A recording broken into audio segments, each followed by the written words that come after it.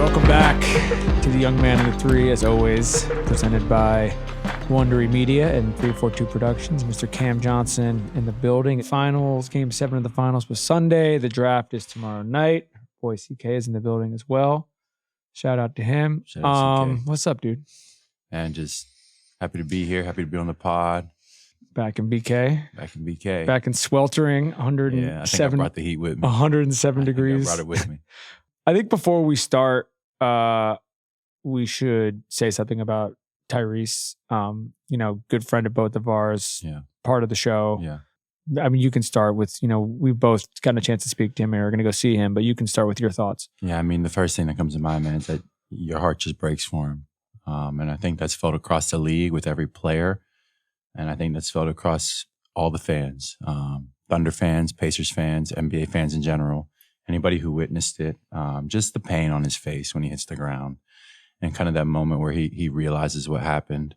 You can see he takes a quick look back and it's like, no way. It pans to his father, John, and you can just see the pain. Like it really sucks and it hurts. And it took the air out of the building. I'm sure you were there. You can attest to that. But it took, like, me and CK were watching it. Like, we're hyped for the game. And we're like, oh, this is great. And then he goes down. And we're just like sitting there, like, just like, man, what? So I wish him the best in his recovery. He'll come back. Obviously, these things take time, but he'll be back. And just an incredible run by him. I mean, he took the court with a calf strain, was able to play through it a little bit, understood there was risk in it, but I don't think that mattered to him. I think the opportunity to win an NBA championship, the opportunity to compete in a Game 6 on your home floor and defend it, and then go on the road and try to win a Game 7. I mean, I'm not going to speak for him, but I can't imagine that he has many regrets on the issue. He gave his whole heart. He's had one of the most amazing late game performance stretches in not only postseason history, but like he was doing this all season. So when you take a cumulative season from regular to post, you put together all his clutch time moments, like it's a historic run. It just sucks it has to end that way, but I think he'll come back stronger. One of the things about him as a person, I got a chance to talk with him Sunday afterwards and then a little bit yesterday as well. I think his post last night kind of summed it up better than any of us could, but he's in good spirits is probably the wrong way to describe it, but his perspective on the situation is so great already, I think, in what he's accomplished and what he was doing this all for, that it provides a little bit of a calming presence, I think, to even to his family and to his teammates and things like that. Because it was, to your point, it was shocking. Mm-hmm. You're in there, everybody felt it. The guys in the Thunder felt it. It is really, I think it's a tribute to him outside of basketball as a person to be able to handle something that's that sort of traumatic. It's traumatic for people who don't know him. Yeah. And, he's living through it and he's able to just have that perspective in real time, which I think is one of the things that just makes him so impressive. But in my time knowing him, that's part of his personality. He seems to be a resilient guy. He seems to just, be able to just roll with what life throws, and just try to rise and just try to rise and just try to rise. We should talk about the Thunder. Yeah. Congrats to them. They finished with 84 wins. Only the 96 and 97 Jordan Bulls teams and this Thunder team have accomplished 84 wins and a title in NBA history. When you're living through these things in real time, sometimes it's hard to kind of put perspective on that. But this was an all-time great team who finished in an all-time great way. Yeah. What is when you're thinking about this group overall, and when we did this before the playoffs, we didn't really make predictions, but you were pretty high on them making a run. So this is not exactly a shocking outcome, but them actually, with the youngest team in the league, them actually getting through and actually doing it is a little bit different than, us having this conversation on April 10th. That's exactly what I was about to say. So them actually executing all the way through and finishing the job is a lot different than us sitting here April 10th and saying that they have the ability to do it. It's two completely separate things. So you give them a ton of credit for doing that. The first thing that comes to mind with the Thunder team is just unselfishness. And I think Chet made a comment about it after the game. But it's a bunch of guys who play really hard, no matter the circumstance, no matter their touches. Of course, a lot of credit goes to Presti and assembling a group. But I think Chet might have said something about how they're all winners. Their team is full of winners. And the winners, like he said, don't just play hard when things are going their way. Don't just play hard when the ball's coming their way. They make every play whenever they can. And that's kind of how they made it through the entire playoffs. You know, they have main guys at engine, SGA. They have J-Dub as that kind of auxiliary, secondary, can give you 35 kind of guy. And then everybody else fills in every other piece. And they have complementary pieces. They have guys that can shoot the ball. I told you at the beginning of the finals that like a couple guys that I'm watching for are those bench guys like a Wiggins, a Caruso, a Joe. And Wiggins comes in and makes a huge impact one game and gives them a huge boost. Like those guys are just able to come in and step up. And sometimes they're called, sometimes they're not. You saw the other Jalen Williams come in and you know, he might not play much and then he gets thrown in a game. And these guys don't put their heads down. They don't complain. They like attack their moments. Yeah. And so that's a team that kind of deserves to win a championship, a team like that just plays hard, executes, relentless defensively. And you can tell that they've done a really good job of building that culture from the ground up. I do think it's interesting to that point. You know, they made in this series, they obviously made the lineup switch in game 1 with Kaysen. They flipped it back, I believe, in game 4, where they went back to the double bigs. Yeah. But even them doing that, which when they lost game 1, you know, Daigneault got a little bit of heat at the time for doing it. But I thought it was interesting that there was no like drama around it. Nope. It was just like, we're trying this thing. And by the way, like, even though they lost game 1, but like that started one on a buzzer beater on a dramatic comeback. And the starting lineup played well. Yeah, like Kaysen played well. It wasn't like it didn't work, but to your point, their pieces are so interchangeable around the engines that it did just kind of feel like, okay, this is going to be the Caruso game. This is going to be the Wiggins game. Caruso had a couple of them, but there was no sense of like, okay, we are off of this plan and it's going to throw us off our hinges in any way. Yeah. I mean, it's a product of their consistency, their approach. It's a thing that's been built. And having been on really good teams, I know what it's like to be on that team that you step on the court every game, you feel like you're going to win. But when you get to the playoffs, there's a lot of just outcomes that can happen. Yeah. And so it takes that extra bit of consistency that they showed. Like, it wasn't perfect. They had games where they looked like a little shell shocked. Like that game 6, they got punched. They went to Minnesota in a game 4. They're up 3-0, yeah. And the Denver one was by 4. Denver was rocky.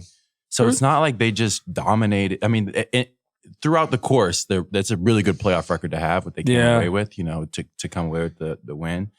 But it's not like it wasn't without struggle, without fight. They were just able to respond. Curious to bring this up with them. My perspective, even looking back on this playoff run, outside of this series, which was just like, I mean, the Pacers just would not die. So it's like, I think they knew that going in, and it was proven in time that this is just a team that, like, you don't know what's going to happen except they're going to be a tough out. Yeah. But in that Denver series, to this point, they had the buzzer beater they lost on in game 1, the Gordon one. They get down 2-1. And they're in Denver on like a Sunday playing a game 4 in Denver, and both teams are shooting horribly. And it was the bench guys that brought them back. It was like Wiggins and Kaysen. It was like all of their kind of guys that had got them there were all a little bit off. Mm-hmm. And the bench guys came in and basically won them that game. The series obviously still went 7, but that was like, in championship runs, no matter, you could have 75 wins.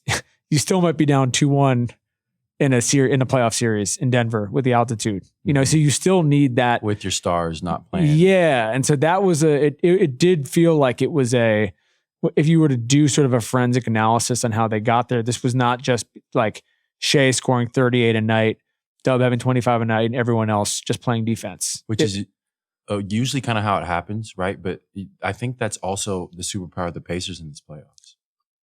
The fact that they have guys across the board that can step up. In crunch time, they're coming back on teams. These teams, it's not Tyrese shooting the ball every time. It's not Pascal shooting the ball every time.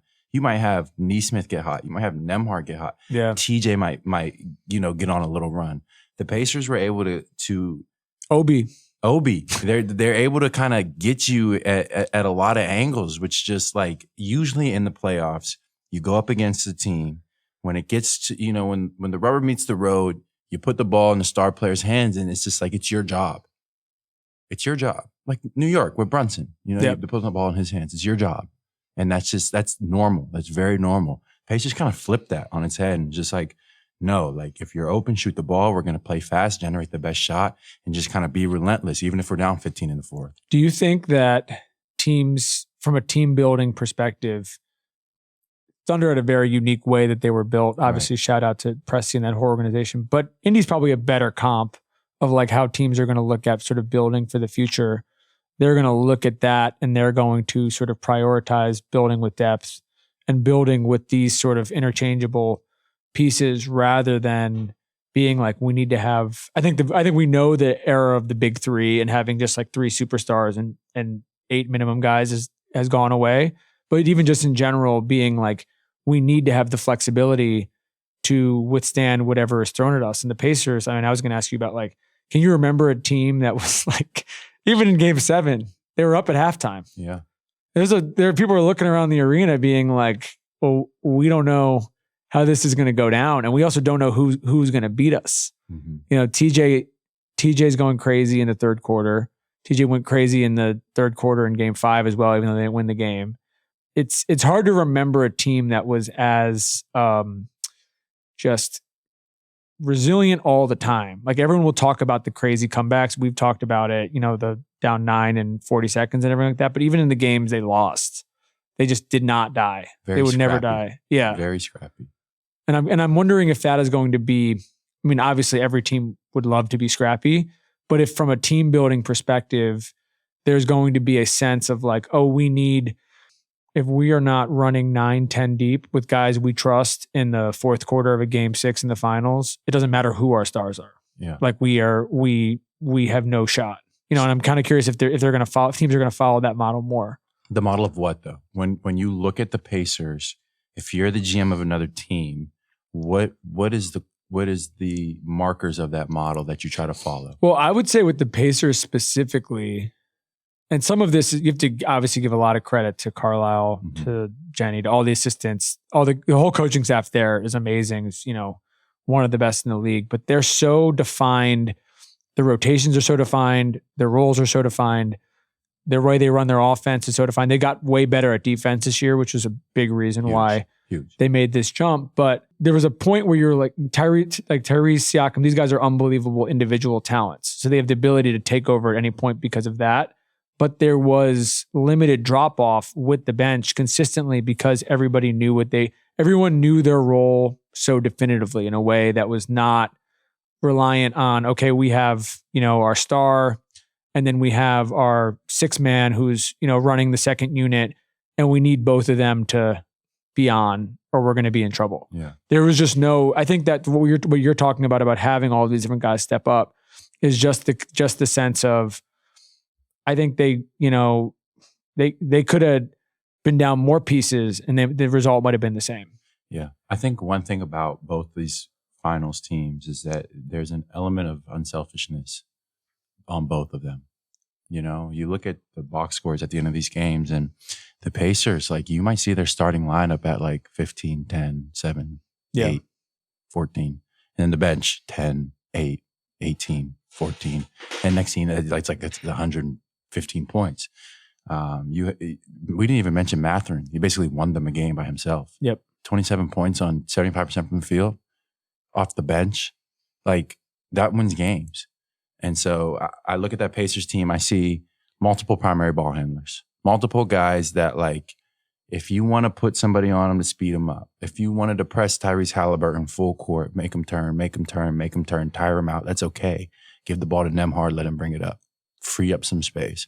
So with that kind of multiple ball handlers, TJ, Nembhard, Tyrese, you're freeing up space. You have Pascal, who's like one of those guys that, like, obviously a super talented player, but it's not a give me the ball every possession kind of guy. He's not like, I'm the superstar of the team, give me the ball. Like, he functions as a just super high level guy that can fit in that system. And then you complement it with, you know, a rim protector like Miles Turner who can step out and shoot the three. And then you form all these pieces together. Obi, you know what I mean? You can create lineups where they're going small, where they're going with a bigger lineup. And then they're able to keep you on your toes a little bit. So if I'm a GM looking at that team, it's that unselfishness, multiple ball handlers, and then flexibility in the lineups that you can put out with trust that you said. Well, the other thing to to this depth piece, and we should mention with the defense, is their ability defensively to just both legitimately press and then also put pressure on you offensively, I think was a thing that I noticed it at game 4 in particular, even though the Thunder came back and won. And this is like just a tribute to Shea and his greatness, because Shea was gassed. Yeah.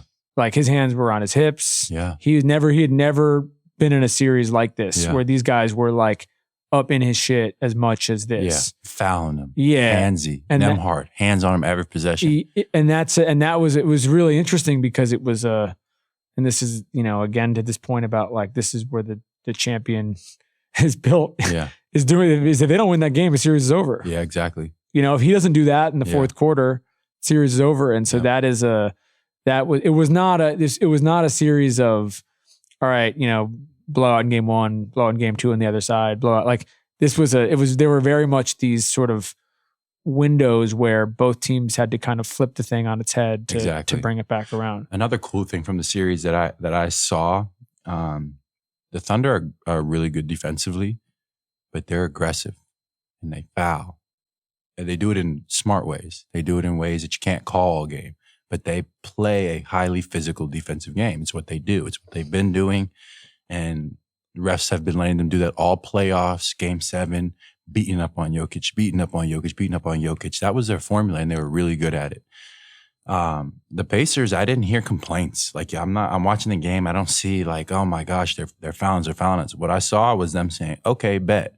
We're going to bring that same physicality to the table. We're going to guard Shea the same way. We're going to put that much pressure on J-Dub. We're going to hit these guys. We're going to get in them. We're going to foul them. We're going to hands. And so sometimes it resulted in a lot of free throws on both sides. But the Pacers kind of stepping up to the challenge of that physicality that the Thunder brought to the table and matching it. I thought that was a pretty impressive part of the series and part of the reason why it was so entertaining and went 7. We as a show, but probably you in particular, were, I'm not going to say ahead of the curve because everyone has known this since he was in Philly, but we've been gassing TJ on this show really since December, I think, since we started talking about high school TJ. Yeah. And I think that now the whole world kind of knows it. Yeah. And there was a period, I mentioned game 5, game 7, where you're like, is this guy the best guy on the court?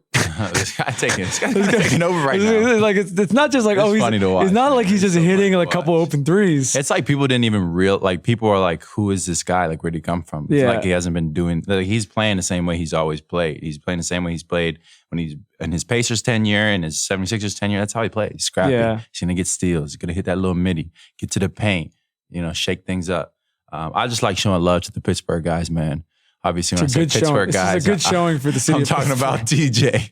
There's me and TJ, and we got some young guys that kind of maybe left the city when they were young, but we're still trying to claim them. But I just love that he's putting on for the city, man. We're trying to get Pittsburgh's basketball culture up, show kids back there that they can make it to the NBA. And he's a prime example of that. So I'm happy for him. He should keep his head held high. Huge contributor in the finals. Huge contributor on a playoff team, making a finals push. I'm definitely proud of him, and I really appreciate him putting on for the city. So a couple trades that happened. One happened late last night. One happened this morning. Boston, Portland, Jrue Holiday for Anfernee Simons and 2 second-rounders. And then New Orleans, Washington.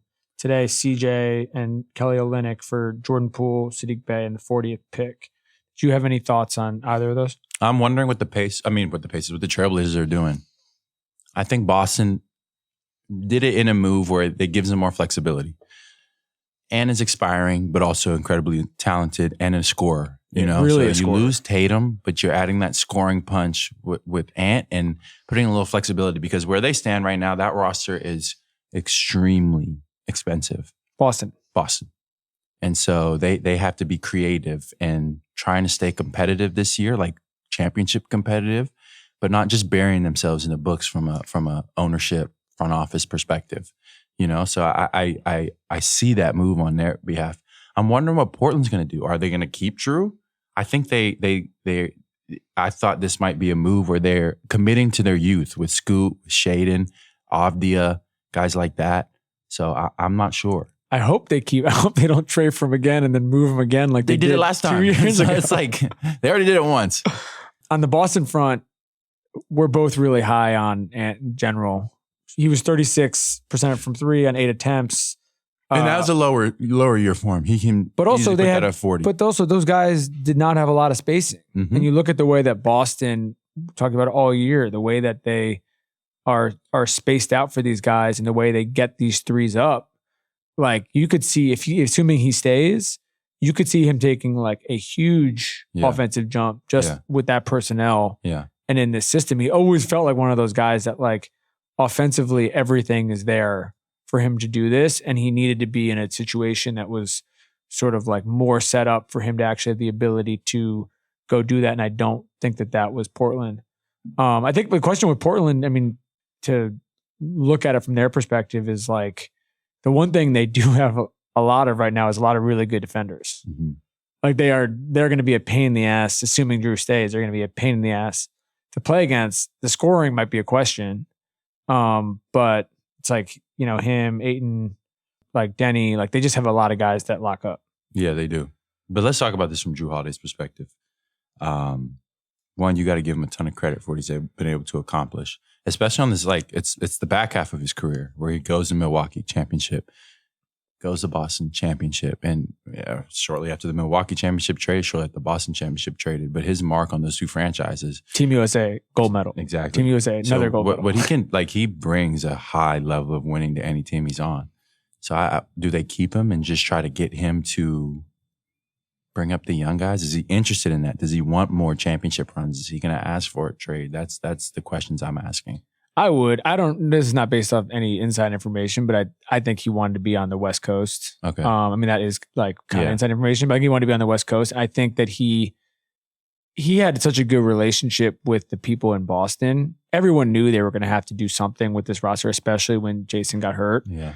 That no one is, unlike the Dame trade, I don't think anyone is shocked by this. And I think that there was multiple conversations about different destinations. Yeah. And I would assume that he had more say in this than he did last time. And I do wonder, with somebody like him where he has had all of this success, if there is a nice, I mean, it's a little bit, not to compare the two because they're very different players, but a little bit like with CP when he goes to all these different young teams. Like he didn't think he was winning a championship in San Antonio last year, but he leaves a real imprint on that team. He left a real imprint on OKC when he was there for a year. And there may be something that's appealing about being in that kind of situation and allowing yourself to be like a mentor like that, rather than just being like, I need to go and hunt, rings. Because with the way the apron is set up, it's not like there's a title contender that could just like slot him in.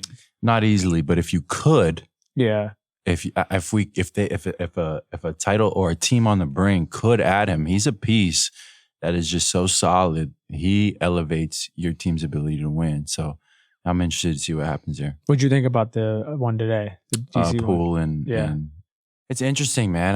I'm trying to figure out what New Orleans, what they're trying to do.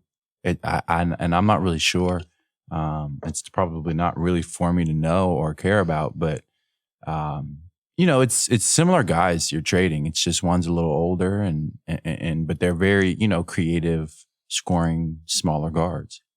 I don't think this is going to be their last move, New Orleans, but it does feel like, assuming you're keeping Zion, it's just like surround him with as much shooting as possible. But CJ can shoot too, so it's not like. Yeah, but the timeline's different. Timelines are very different. So then pivot to Washington. Now they're older.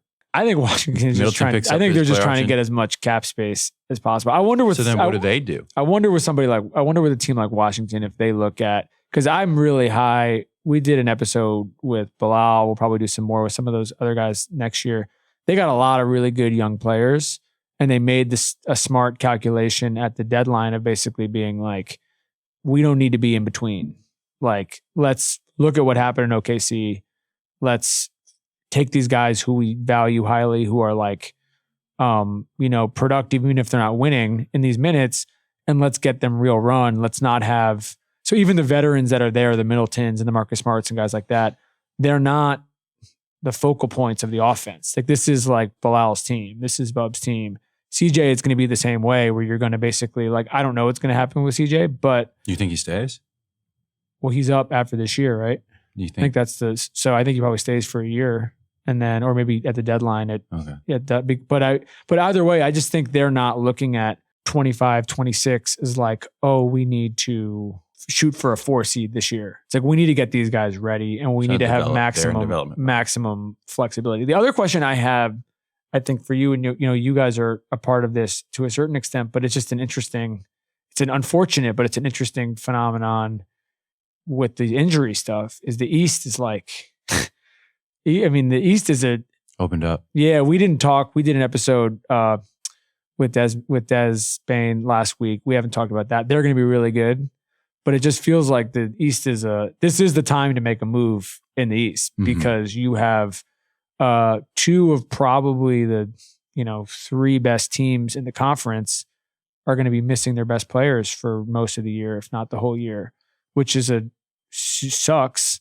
but is also it's the reality of the situations. Like, those guys are not replaceable. Right. So it doesn't mean those teams will make the playoffs, but they're not going to be as good. Even Dame, man, that's huge. Yeah, and Dame, yeah. I mean, that's three of the true Eastern Conference three of the top 4 or 5 contenders. Yeah, that are fighting for it have taken significant blows for next season. I think that does. It does probably change the dynamic of like in Orlando of like, we need to do it now. Yeah, just go for it. Back to the playoffs for a second. Yeah. Biggest macro takeaway, not just from the finals, but overall about what stood out from all the teams that had success. I mentioned this before, but I think all the teams that really had success, one, were able to respond to adversity, which is baseline minimum. There's going to be tons of it throughout a playoff run, but it's kind of the ways in which they did it, and it's coming from across the board is what I'd say. It's being able to truly rely on 1 through 8, 1 through 9 to get the job done in many different moments. I think you made a good point where you're looking at like the era of big threes and stuff. It just seems too volatile. It seems too, you're vulnerable. It seems fully done to me. Yeah. It seems like it doesn't seem like the winning recipe anymore. And so I think that you're going to see these teams just try to construct rosters where almost try to bulletproof your roster a little bit more instead of going for super just how many top, all-stars can I gather on a team at the expense of the entire roster. Yeah. Well, and so I think those teams were having success. It does make the draft. I'm wondering, we're taping this the day before the draft. And this has been the case with the draft as long as the draft has existed. But you look at the Pacers, you look at both those teams, but look at the Pacers and you look at their key contributors outside of Tyrese, who was drafted 11th, but they got in a trade. And you look at like Nembhard, look at Nesmith, who they didn't draft, but they traded for. Obi traded for.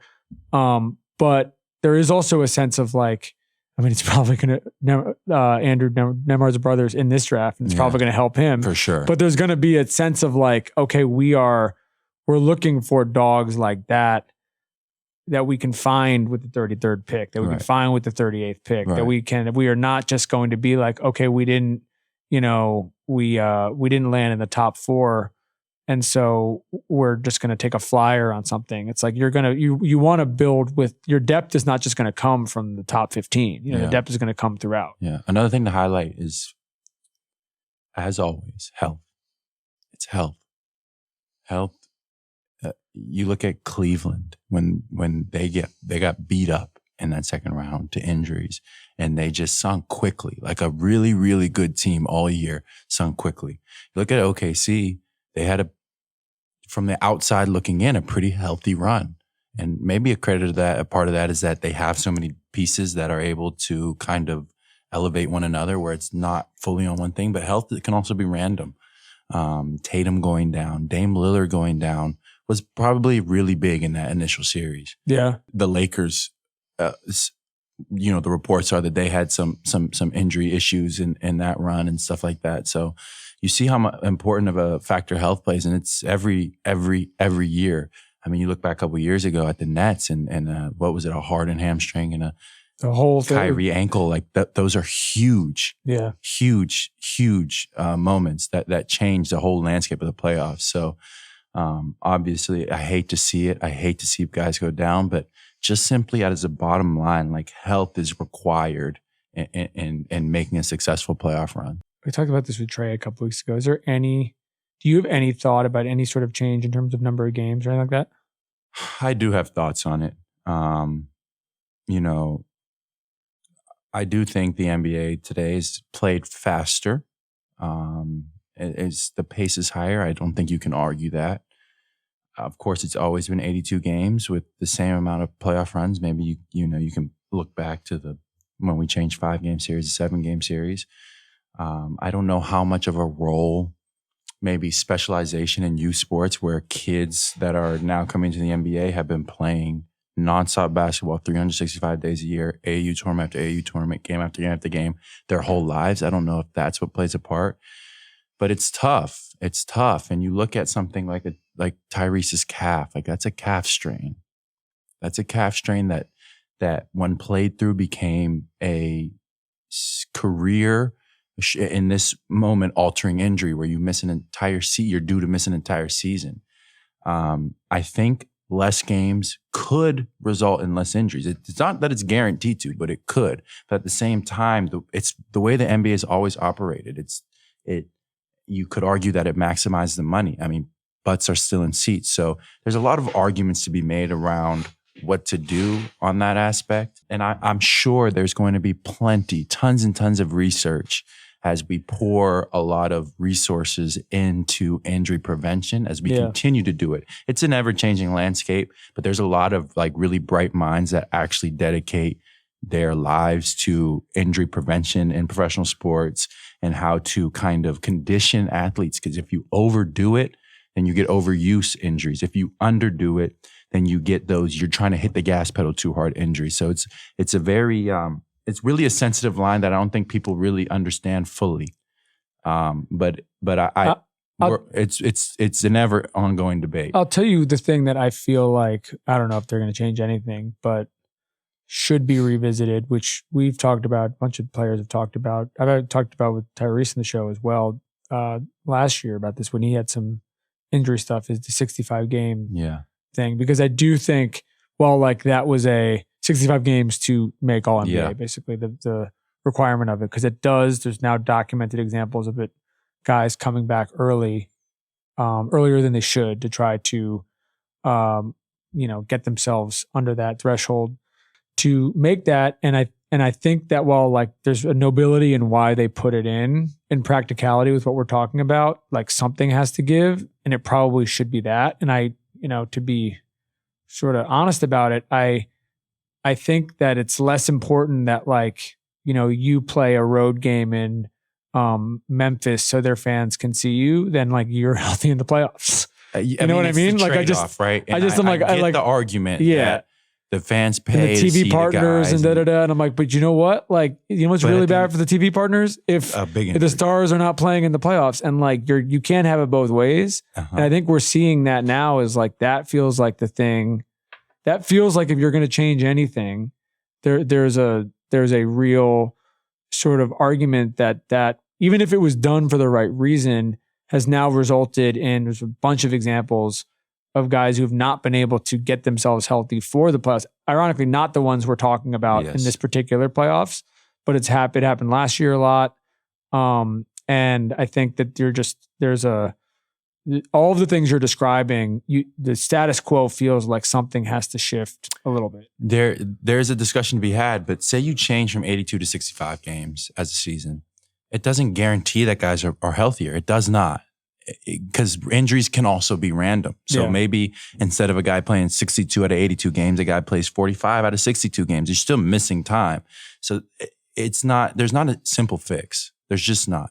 But to your point about, you would rather sit out this random Tuesday road game on a back-to-back when you're banged up I don't think people at home really understand how much they track what we're doing. Like when they track every step we take on court in practice, every step we take in workouts, every step we take in games, and they develop risk profiles. to see when you're at risk. So when a guy, even if it's load management, I don't know what the terms are. I don't know what anything is, with the legality of it in the NBA, because there have been fines handed down for stuff like that. But these are not random, like, oh, buddy, like you're tired. Like these are calculated decisions in most cases to be what's best for the athlete. Yep.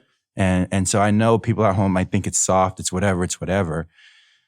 But at the end of the day, you're responsible for your career, and the people that are around you are responsible for your career. And sometimes decisions are made that like you don't want a minor injury to turn to a major injury where you're missing multiple months or maybe even a season. So like I said, man, it's a really fine line that I'm sure tons of resources are going to continue to be poured in as we look for a solution. It would be interesting for us to have a pitcher on here. I think there's a lot of parallels in baseball. And I think that pitchers, this is, we'd want to hear it from them, but my sense is they and the people around them are a little more hardcore about being like, nope. Right. I'm like, I don't want Tommy John. Like we are going, we have pain. They're so sensitive to any sort of pain. Feel like they know when the slightest thing's off. Yeah. And it is, but there is sort of a similar thing of like, it would be great for the MLB if Skeens or, DeGrom a couple years ago pitched every 5 days. But if the alternative is, they do that and then all of a sudden they burn out 5 months in, you need them. You basically, the leagues need you guys. They need them in October. They need you guys in May and June. Right. So they have to figure out how they can get to that. Right. As a Pirates fan, I'd love Skeens to pitch every night. Yeah. I love it.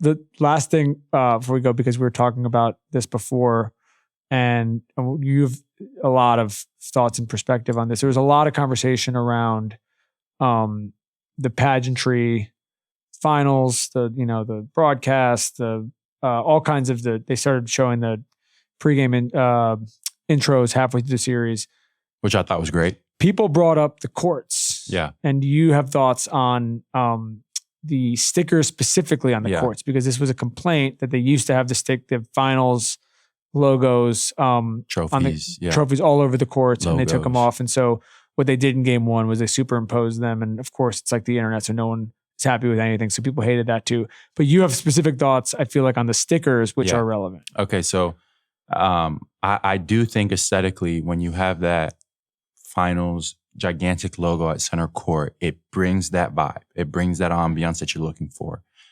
It's nostalgic. It has character. But if it's, and I haven't played on that specific court.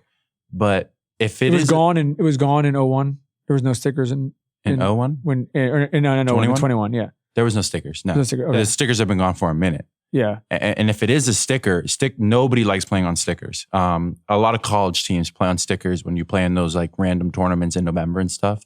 And they're slippery, like different feel, different ball bounce. They might, you're dribbling up the court, change of direction. Like if you're not attentive to where you are on the court, like it's dangerous. And as big as that sticker was on an NBA court and the finals court, like I'm sure it was taken out for legitimate reason. Now the counter to that is to create a whole new court and paint it on. That obviously has its own set of challenges where I also don't think people at home understand how expensive courts are. They're hundreds of thousands of dollars, I believe. We'd have to get a fact check on that. You just put one in your house. Yeah, well, that was expensive, and that is not a removable full court. I'll tell you that much. So I'm sure it's hundreds of thousands of dollars. And so it just for a paint adjustment, and then you have the challenge of then storing it, and then you have the challenge of, this is facilities and management in my sport admin program in college and my master's program. Then you have the challenge of, what do you do with it when the season's over? When the finals run is over, do you stash it for maybe another finals run? Do you repurpose it? And that's a tough thing to do. It's not an easy thing to do. So teams usually try to carry maybe 2 courts, some maybe 3, depending on storage and how much they want to spend on it. But can you explain, because this was brought up, and I'm sure this will be the first question of this. This is the stickers being dangerous and slippery makes total sense. The discrepancy with the in-season tournament courts, because people are going to be like, well, then why do you have a red Bulls court, or you have all these different things for a random game at the end of November? Completely fresh courts. I maybe they're repurposed. But there's no stickers on those. They're completely painted. Yeah. And so I'm sure there's something that the league decided full on, which is why I'm saying it's probably possible for them to paint new courts and stuff like that.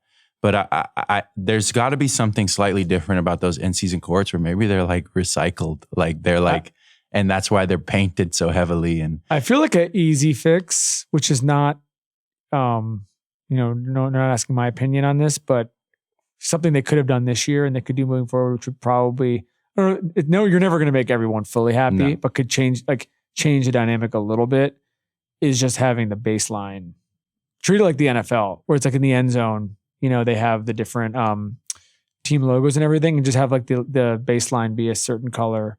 Okay. And you know what I mean? And have that I feel that. Because that's something different, because they did that with the in-season tournament and they did it very deliberately and probably over the top.